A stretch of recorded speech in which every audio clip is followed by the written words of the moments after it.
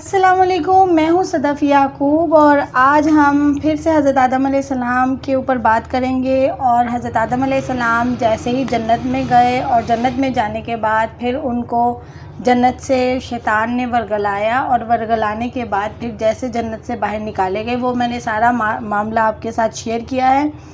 और अब हम इंशाअल्लाह ताला इस पे ये बात करेंगे कि हज़रत आदम अलैहिस्सलाम को जब जन्नत से निकाल कर ज़मीन पर भेजा गया तो उसके बाद उनके साथ क्या मुश्किलात दरपेश आई और उन्होंने किस किस चीज़ों का सामना किया और फिर अम्मा हवा के साथ उन्होंने कैसे ज़िंदगी को आगे बढ़ाकर औलाद का आगाज़ किया। और इसमें जो मुश्किलें दरपेश आई वो मैं आपके साथ आज शेयर करूँगी। चले जी बिस्मिल्लाह पढ़ते हैं। बिस्मिल्लाहिर्रहमानिर्रहीम। इब्न अब्बास रज़ी ताला अन्हो से रवायत है कि जनाब अम्मा हवा और हज़रत आदम अलैहिस्सलाम 200 साल तक आलम बाला की नेमतों के वापस लिए जाने पर रोते रहे और 100 साल तक एक दूसरे से जुदा रहे और 40 साल तक उन्होंने ना तो कुछ खाया और ना ही पिया। यानी कि इनमें जो है ना इतने सालों का वक्फ़ा बीच में रहा कि 200 साल तक वो नेमतों के लिए रोते रहे, 100 साल तक उनका जुदाई का रहा। क्योंकि मैंने पहले भी वीडियो में बताया है कि जो हज़रत आदम अलैहिस्सलाम थे उनको सरानदीप की पहाड़ी पे जो कि आसमान से बहुत करीब तरीन थी उस पर उतारा गया। और जो अम्मा हवा थी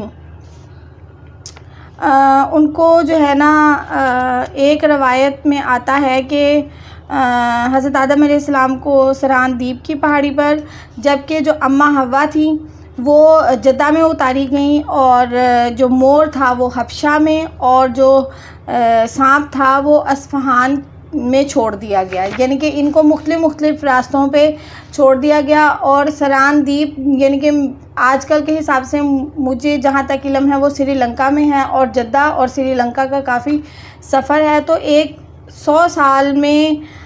100 साल तक वो एक दूसरे से जुदा रहे। लेकिन मैंने एक जगह पे और भी पढ़ा था कि एक पहाड़ी के जिस पहाड़ी में हज़रत आदम अलैहिस्सलाम को उतारा गया उसके ऑपोज़िट जो है ना अम्मा हवा को उतारा गया और वो एक दूसरे के ऑपोज़िट ही चक्कर लगाते रहे, मुखालिफ ही चक्कर लगाते रहे और उनको 100 साल तक उनमें जुदाई रही। लेकिन बहुत सारी रवायात में यही लिखा मुझे मिला है तो यही ज़्यादा बेहतर होगा और जो ज़्यादा शहादत में होता है वो बात ज़्यादा सही होती है। तो इसलिए मैं इस बात को ज़्यादा अहमियत दूंगी कि उनको सरानदीप में और अम्मा हवा को जद्दा में और मोर को हबशा में और जो सांप है उसको अस्फ़हान में उतारा गया था। और इनकी दूरी जो है वो 100 साल तक वो जुदा रहे। एक रवायत के मुताबिक 300 साल शर्म और नदामत की वजह से आसमान की तरफ उन्होंने देखा नहीं था। इन मुद्दतों के सिलसिले में मुख्तलिफ रवायतें हैं, लेकिन सही रवायत ये है कि 100 साल तक एक दूसरे से जुदा रहे, 200 साल तक रोते रहे और 300 साल तक आसमान की तरफ नज़र नहीं उठाई और 40 दिन तक ना कुछ खाया और ना पिया। इसके बाद एक मुद्दत तन बरहना भूखे पेट गुजार दिए। यानी कि तन बरहना था, यानी कि वो नंगे थे बिल्कुल ही और भूखे पेट। आबो हवा की तब्दीली की वजह से उनमें बहुत सारी जिस्म में मुतासिर हुआ था बहुत सारा, और आबो हवा की तब्दीली से उनको काफ़ी मुश्किलात का सामना करना पड़ा था क्योंकि जन्नत में ऐसी किसी मुसीबत से वास्ता ना पड़ा था। एक दिन जनाब जिब्राइल अलैहिस्सलाम हुक्म खुदाबंदी के बमूह जब हज़रत आदम अलैहिस्सलाम का हाल मालूम करने आते हैं और हालात मालूम किए कि आदम अलैहिस्सलाम अपनी जिस्मानी कैफियत से शिकायत कर रहे हैं कि जिब्राइल अलैहिस्सलाम को शिकायतन बताई है कि जिब्राइल अलैहिस्सलाम ने कहा कि ये जिस्मानी तकलीफ़ जो हैं वो बरहीनगी की वजह से है। तमाम हाल बारगाह हदीयत में जा सुनाया। हक़ ताला ने आदम अलैहिस्सलाम के लिए 4 बहिश्ती जानवरों के जोड़े रवाना किए, जिनमें 2 भेड़ें, 2 बकरियां, 2 ऊँट और 2 गायें थीं, ताकि इनकी अफजाइश नस्ल की जाए। और इसके बाद भेड़ को ज़िबा करने का हुक्म मिल गया। इसका ऊन जनाब हवा ने काटा और हज़रत आदम अलैहिस्सलाम ने इसको बुन कर अपने लिए जुब्बा और जनाब हवा के लिए कुर्ता और ओढ़नी बनाई। ये कपड़े पहनकर इनको जन्नती लिबास याद आए और फरते गम में रोने लगे। ये वाक़या इस बात पर दलालत करता है कि लिबास की तैयारी जनाब हवा से मुलाकात के बाद हुई और ये मशहूर रवायत के मुताबिक 100 साल के बाद हुई। लेकिन अल्लाह हकीकत जानने वाला है कि ये क्या मामलात और क्या माजरात हैं। लेकिन ये तहकीकें और जो राइटिंग है, जो लेखक हैं, ये बताते हैं कि उस टाइम के क्या माजरात थे। और मैंने बहुत सारी बुक्स को पढ़कर और बहुत सारी चीज़ों को सुनकर मैंने जो ज़्यादा मुझे उसमें अहमियत लगी कि ये बातें आप लोगों को पता होनी चाहिए, तो मैंने उसको ज़्यादा रखा है सामने के ये चीज़ें आपको पता होनी चाहिए। इस सिलसिले में ये भी कहा जाता है कि जब हज़रत आदम अलैहिस्सलाम ने गर्मी, सर्दी और भूख की बाबत जिब्राईल से ज़िक्र किया तो जिब्राईल से दूसरी कैफ़ियत मालूम की, तो आपने फरमाया कि मैं इज़्तिराब और कलक से परेशान हूँ, जिनकी वजह से इबादत भी ठीक तरह से नहीं होती। जिब्राईल अलैहिस्सलाम ने वजह मालूम की तो आदम अलैहिस्सलाम ने कहा, मालूम होता है कि मेरी खाल में बारीक कीड़े हैं जो चलते फिरते हैं। जिब्राईल अलैहिस्सलाम ने कहा कि ये भूख है। आदम अलैहिस्सलाम ने कहा कि इससे निजात किस तरह पाई जाए। जिब्राईल अलैहिस्सलाम ने फरमाया कि इस निजात का तरीका अनकरीब मैं मालूम करके आऊँगा। ये कहकर हज़रत आदम अलैहिस्सलाम के पास से चले गए और जब वापस आए तो इनके साथ 2 सुर्ख गायें और एक रवायत के मुताबिक 1 सुर्ख और 1 स्याह गायें थी, एक हथौड़ा था। एरन और लुहारी का दूसरा सामान लाकर आदम अलैहिस्सलाम के सुपुर्द किया। इसके साथ ही जहन्नुम की आग की एक चिंगारी ला के दी। हज़रत आदम अलैहिस्सलाम के हाथ पर वो रखते थे, लेकिन वो चिंगारी हाथ से उड़कर दूर चली जाती थी और पानी में जा गिरती थी। लेकिन हज़रत आदम अलैहिस्सलाम ने फिर अपने हाथ पे रखी, लेकिन फिर जो है ना वो पानी में जा गिरी। इस तरह 7 या 70 मरतबा हुआ है, यानी कि बहुत सारी रवायत में 7 मरतबा लिखा है और बहुत सारी रवायत में 70 मरतबा लिखा है। इसके बाद हज़ूर सल्लल्लाहु अलैहि वसल्लम ने फरमाया कि जब 7वीं मरतबा आग हज़रत आदम अलैहिस्सलाम के हाथ में आई तो गोया हुई कि ए आदम, मैं आपकी इताअत ना करूँगी बल्कि आपकी नाफरमान औलाद से इंतकाम लूँगी। ये सुनकर जिब्राईल अलैहिस्सलाम ने फरमाया, बात तो ऐसी है, लेकिन मैं आपको एक लोहे और पत्थर में बंद कर दूँगा। तब से हज़रत आदम अलैहिस्सलाम की इस बात से फिर आग को लोहे और पत्थर में महफूज कर दिया गया और इस तरह आदम और औलाद आदम को इससे फ़ायदा हासिल करना मुमकिन हो गया। आदम अलैहिस्सलाम ने जिब्राईल से दरियाफ़्त किया कि तुम्हारे हाथ को आग नहीं जलाती, इसकी वजह क्या है कि मेरे हाथ को जला देती है। जिब्राईल अलैहिस्सलाम ने कहा कि आपने काम की बजावरी कोताही की है और मुझसे ऐसा कभी नहीं हुआ। इसके बाद हज़रत आदम अलैहिस्सलाम ने जिब्राईल की मदद से खेती बाड़ी के आलात बनाए। आदम अलैहिस्सलाम खिता ज़मीन पर पहले फ़र्द थे जिन्होंने लोहे से सामान ज़रात बनाया और इसके बाद जनाब आदम अलैहिस्सलाम को एक थैली दी गई जिसमें गंदम के 3 दाने थे। जिब्राईल ने कहा कि आदम अलैहिस्सलाम 2 दाने अपने पास रखिए और 1 दाना हवा को दीजिए। इस सिलसिले में इनमें से हर दाने का वज़न 1,08,000 दरहम था और एक कौल के मुताबिक 1,800 दरहम था। आदम अलैहिस्सलाम ने गेहूं के मुतालिक जिब्राईल अलैहिस्सलाम से मालूम किया और इनको मैं खा लूँ, क्या इनको खा लूँ? ज़ाहिर बात है उनको काफ़ी भूख लगी थी, लेकिन जिब्राईल अलैहिस्सलाम ने कहा कि इनको महफूज रखो, ये तुम्हारी भूख रफ़ा करने का सबब होंगी। आप इस दाने की वजह से जन्नत से दुनिया में भेजे गए थे और ये दाना क़यामत तक तुम्हारी औलाद के लिए सबब मुसीबत रहेगा।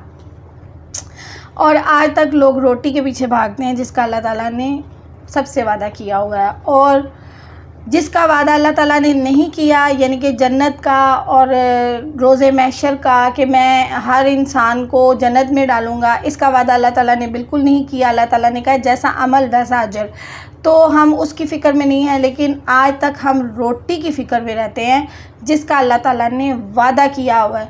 इतने बेतहाशा गुनाह भी करें तो अल्लाह ताला अपने फ़रिश्तों को कहते हैं कि ये गुनाह एक साइड पे रख दो और मेरे बंदे के लिए रिस्क लेके जाओ, क्योंकि उन्होंने वादा किया हुआ है। अपनी कोताही की वजह से इंसान बेशक ना खाए, वो एक अलग बात है, लेकिन अल्लाह ताला रोटी देता है, हर सूरत में देता है।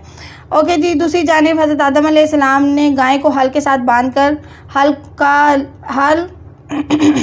कालू ज़मीन में गाड़ कर का लोहा ज़मीन में गाड़ कर यानी कि हल का जो लोहा था वो ज़मीन पर गाड़ कर ज़मीन को खोदना शुरू किया ताकि इसको खेती के काबिल बनाया जाए। लेकिन गाय भैंस में चूँकि रही थी, इसे ऐसी मेहनत और मुशक्क़त दरकार ना थी, लिहाजा वो काम में सुस्ती करने लगी। हज़रत आदम अलैहिस्सलाम ने इसको 2-3 लकड़ियाँ मारी तो गाय ने कहा कि ए आदम, आप मुझे क्यों मारते हैं? हज़रत आदम अलैहिस्सलाम ने कहा कि तुम नाफरमानी करती हो। गाय ने कहा कि क्या जो नाफरमानी करता है तो वो लकड़ियाँ खाता है। आदम अलैहिस्सलाम ने समझ लिया कि इसकी बात में तंज पोशीदा था, जिसका मतलब कि तुमने भी जन्नत में अल्लाह ताला की नाफरमानी की थी, लेकिन खुदा ताला ने तुम्हें बख्शिश फरमाई। अगर मैं भी कोताही करूँ तो मुझ पर बख्शिश और रहम किया जाए। इस इसना में ज़मीन चली गई और गायें इसी इसना में ज़मीन पर चली गई, और जब वापस आए तो इस कैफियत आलम वाला की गायें की हो गई। लेकिन लकड़ी चूँकि आलम दुनिया की गाय ने खाई थी, लिहाजा हज़रत आदम अलैहिस्सलाम ने इसके सींग पर लकड़ी मारी और गाय ने आसमान की जानिब देखा और आह फुगान की। आदम अलैहिस्सलाम ने गाय हाँकने वाली लकड़ी हाथ से फेंक कर जाने का इरादा कर लिया, लेकिन उसी वक्त जिब्राइल आ गए और दरियाफ़्त करने लगे कि आदम किधर का इरादा। आदम ने फरमाया, ए भाई जिब्राइल, इस कारखाना कुदरत में अब मेरा कोई ठिकाना नज़र नहीं आता, अब तो ये गाय भी मेरा कहना नहीं मानती। जिब्राइल ने कहा कि आप इससे नाराज़ मत हों, इसको तकलीफ़ मत पहुंचाएं, इसको प्यार से आगे लेकर चलें तो फिर ये इंशाअल्लाह ताला अच्छा काम करेगी। फिर हज़रत आदम अलैहिस्सलाम उठे और बिस्मिल्लाह पढ़ के उन्होंने गाय को प्यार से थपकी दी और वो फिर सीधा चलने लग गई। और इस तरह हज़रत आदम अलैहिस्सलाम ने वो जो ज़मीन थी उसको काश के काबिल किया। इसके बाद हज़रत आदम अलैहिस्सलाम ने दाने बोए। आदम अलैहिस्सलाम के दाने से गेहूँ और जनाब हव्वा के दाने से जौ उगे। इससे ये लतीफ़ इशारा मिलता है कि शरीयत में अदायगी में गेहूँ और जौ के दरमियान दुगने का तवाज़ुन रखा जाता है। चुनांचे सदका फ़ितर में गंदम 2 सेर और जौ जो हैं वो 4 सेर दिए जाते हैं। यही बात है कि उन्होंने हज़रत आदम अलैहिस्सलाम ने जो बोए थे उनकी 2 सेर और जो हज़रत अम्मा हव्वा ने बोए थे उनके 4 सेर सदका फ़ितर में दिए जाते हैं। रवायत है कि हज़रत आदम अलैहिस्सलाम से अर्ज़ गुज़ार हुए तो तू जानता है कि ज़राअत करते वक्त दाने एक पानी, एक ज़मीन, एक हवा, एक मौसम, लेकिन मैंने जो बीज डाले हैं इससे गंदम पैदा हुई और हवा के बीजों से जो, इसकी वजह क्या है। खिताब इलाही हुआ कि लग़्ज़िश के मामले में पहल हवा से हुई थी, क्योंकि उन्होंने शैतान की मुताबिक में गंदम नुमा जो फरोशी की थी, इसलिए गेहूं की बजाय जो निकले, ताकि तमाम इंसानों को मालूम हुए कि जज़ा अमल पर मिलती है। किस्सा मुख्तसर, भूख बतन आदम अलैहिस्सलाम में चमके मारने लगी तो उन्होंने जिब्राइल से कहा कि अगर इजाज़त हो तो मैं ये गेहूँ के चंद गोशे खा लूँ। जिब्राइल ने कहा कि आप भूल रहे हैं, इसी गेहूँ के खाने की वजह से आपको जन्नत से निकाला गया था, अभी सब्र करें। इसी तरह आदम अलैहिस्सलाम ने स्टेप बाय स्टेप उसके ऊपर मेहनत की। वो जो है ना वो बड़ी हुई जो गंदम थी उसको जो गोशे थे वो खुश्क हुए गेहूं के। एक बार आदम अलैहिस्सलाम ने फिर कोशिश की उसको खाकर भूख की तस्कीन पूरी करने की, लेकिन हज़रत जिब्राइल अलैहिस्सलाम ने उनको बाज़ रहने को बोला। फिर उन्होंने जब गोशे खुश्क हुए फिर उन्होंने मसल के उनके बूरे से निकाले, वो बाल अलहदा किए, फिर उनको जो है ना 2 पत्थरों के दरमियान में पीसा, फिर उनको पानी से गूंदा और गूंदने के बाद आग के ऊपर रोटी बनाई। और ये सारा अमल हज़रत जिब्राइल अलैहिस्सलाम ने बताया। और जब रोटी पककर तैयार हो गई तो वो बहुत गर्म थी और हज़रत आदम अलैहिस्सलाम से बिल्कुल भी सब्र नहीं हो रहा था। हज़रत जिब्राइल अलैहिस्सलाम ने फरमाया कि ए आदम, अभी 3 घड़ी दिन बाकी रह गया है, इतना और सब्र कर लो कि ग़ुरूब आफ्ताब हो जाए, रोज़ा कुशाई का वक्त हो जाए और इस वक्त अफ्तार करना। हज़रत आदम अलैहिस्सलाम ने दरियाफ़्त किया, इसका अजर क्या होगा। जिब्राइल ने कहा, इसके 3 फ़वाइद हासिल हो गए। इसके बदले अल्लाह करीम मग़फ़िरत फरमाएगा और अज़ाब ना करेगा। अल्लाह आप पर राज़ी हो जाएगा और अज़ाब ना करेगा। जन्नत में अब्दी ज़िंदगी मरहमत फरमाएंगे और इससे भी अज़ाब ना होगा। हज़रत आदम अलैहिस्सलाम ने फरमाया कि ये मेरी ही खसूसियत है, यहाँ हर शख्स ऐसे ही अजर का मुस्तहिक होगा। जिब्राइल ने जवाब दिया कि आपकी खसूसियत नहीं, बल्कि आपकी औलाद में से क़यामत तक जो कोई भी ये अमल करेगा इसका यही अजर मिलेगा। जब ग़ुरूब आफ्ताब हो गया तो हज़रत आदम अलैहिस्सलाम ने खाना शुरू करना चाहा। इस वक्त जिब्राइल ने कहा कि ए आदम, इतना सब्र करो कि हवा का हिस्सा जुदा करके मुझे दे दो ताकि मैं इनको पहुंचा दूं। लिहाजा इनका हिस्सा लेकर जिब्राइल अलैहिस्सलाम ने जनाब हवा को पहुंचाया। इस दिन से बीवी का नफ़क्का, जो अक्सर नानो नफ़क्का कहती हैं, नफ़क्का शौहर पर लाजिम हो गया और ये सुनते आदम हमेशा के लिए कायम होगी। खाना खाने के बाद आदम अलैहिस्सलाम ने जिस्म में किसी और चीज़ की ज़रूरत महसूस की। आदम अलैहिस्सलाम ने फिर जब जिब्राइल अलैहिस्सलाम से मालूम किया कि उन्होंने बताया कि अब जिस्म पानी चाहता है। आदम अलैहिस्सलाम ने फरमाया कि इसको किस तरह दूर किया जाए। फिर जिब्राइल गए अपने साथ बहिस से फाउडल अपने साथ बही से पानी लेकर आदम अलैहिस्सलाम से कहकर घंटे तक गहरा घड़ा खुदवाया, जिसके नतीजे में पानी का चश्मा बरामद हुआ। एक औजार लेकर आए थे और जिनसे यहाँ पे लिखा हुआ है फावड़ा, आई डोंट नो कि क्या है। फावड़ा लेकर आए और आदम अलैहिस्सलाम से कहकर घंटे तक गहरा एक घड़ा खुदवाया, जिसके नतीजे में पानी का चश्मा बरामद हुआ, जिसका पानी शहद से मीठा, बर्फ़ से ज़्यादा ठंडा था। इसको आदम अलैहिस्सलाम ने पिया, जिससे राहत क़ल्बी हासिल हुई। थोड़ी देर के बाद फिर जिस समय कोई कैफियत महसूस हुई और ये कैफियत पहली दोनों हालतों से मुख्तलिफ थी। आपने जिब्राईल अलैहिस्सलाम से मालूम किया कि अब क्या बात है। जिब्राईल ने बताया, इस कैफियत का मुझे इल्म नहीं है। इस वक्त अल्लाह ताला ने एक फ़रिश्ते को भेजा, जिसने आदम अलैहिस्सलाम की दोनों टांगों के दरमियान हाथ लगाया, जिससे वो तकलीफ़ रफ़ा हुई। लेकिन आदम अलैहिस्सलाम को नाक में शदीद बू आई और इस रंजो महन में वो मज़ीद 70 साल तक रोते रहे। यानी कि ये वो आलम थे जो कि वही जो इंसान जो है ना खाता है, पीता है, फिर जो है ना उसके बतन से ये चीज़ें जो है ना खारिज होती हैं। ये सारा अमल हज़रत आदम अलैहिस्सलाम और अम्मा हवा ने इस चीज़ की दुश्वारियों को झेला। ये पहले इंसान थे, पहले जो है वो ज़मीन पर इंसान थे, इसलिए उनको ये मुश्किलें दरपेश आई और हमें ये चीज़ें विरसे में मिली हैं और इसलिए हमें इस चीज़ का इल्म है। उनको बिल्कुल इल्म नहीं था और हज़रत जिब्राईल अलैहिस्सलाम ने उनको इस चीज़ से गाइड किया। और ये जो मुश्किलात थी, ये अब तक सब लोग इस चीज़ को फेस कर रहे हैं। और जैसे कि हज़रत आदम अलैहिस्सलाम ने की थी, वो पहले इंसान थे, इसलिए उनको ज़्यादा मुश्किलें पेश आई। हम लोग जो है ना इन चीज़ों को देख चुके हैं, इसलिए हमें इतना मुश्किल नहीं लगता। ये थी हज़रत आदम अलैहिस्सलाम की ज़मीन पर पहली कोशिश, जो कि उन्होंने अपनी भूख को मिटाने के लिए ये चीज़ें अमल में लाई थी। और उन्हीं चीज़ों को हम लोग लेकर यहाँ तक पहुँचे हैं और आगे भी दुनिया इन चीज़ों को लेकर पहुँचेगी। मुझे बहुत ही यानी कि खुशी महसूस हुई है इस बुक को पढ़ के कि मुझे भी इस चीज़ का नॉलेज हुआ है कि हज़रत आदम अलैहिस्सलाम ने और अम्मा हव्वा ने पहली रोटी, पहली गंदम का दाना, पहला पानी का चश्मा और पहली दफ़ा जो भूख का एहसास और पहली दफ़ा प्यास का एहसास, पहली दफ़ा जो चीज़ें उन्होंने महसूस की, वो कितनी पुरमसरत होंगी। उन्होंने मेहनत करके यहाँ तक अपना सारा काम किया। उस रोटी ने उनको कितनी मिठास और कितना सुकून दिया होगा उस रोटी ने, जो कि उन्होंने मेहनत करके, इतनी मेहनत करके उन्होंने वो रोटी तैयार की और अपनी भूख को तस्कीन दी। ये था जी हज़रत आदम अलैहिस्सलाम का और अम्मा हवा का पहला जो है अमल। आके दुनिया में उन्होंने क्या किया था, उन्होंने ये काम किया था जो कि आज भी सब लोग रोटी के पीछे हैं। इस तरह हज़रत आदम अलैहिस्सलाम ने भी पहला काम रोटी का किया था और बहुत ज़्यादा रोए थे ये अमल करके। इसके बाद हज़रत आदम अलैहिस्सलाम ने तौबा की और फिर हज़रत आदम अलैहिस्सलाम और अम्मा हव्वा की औलाद आगे जैसे बढ़ी और इसके बाद फिर उन्होंने मग़फ़रत की दुआ की। ये इंशाअल्लाह ताला नेक्स्ट वीडियो में और आगे से फिर मैं इंशाअल्लाह ताला काबील और हाबील पे और हज़रत शीस अलैहिस्सलाम पर पहुँचूँगी। और इसके बाद हज़रत आदम अलैहिस्सलाम की स्टोरी ख़त्म हो जाएगी और आगे उनके बच्चों की स्टोरियाँ शुरू हो जाएंगी।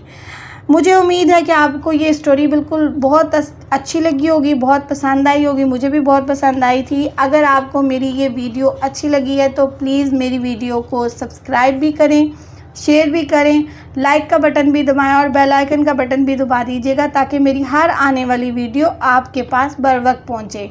अपना ढेर सारा ख्याल रखिएगा। अगर मेरे इन अल्फाज में कोई गलती हो जाती है तो प्लीज़ मुझे आम इंसान की हैसियत से माफ़ कर दीजिएगा और मेरे लिए ढेर सारी दुआएं कीजिएगा।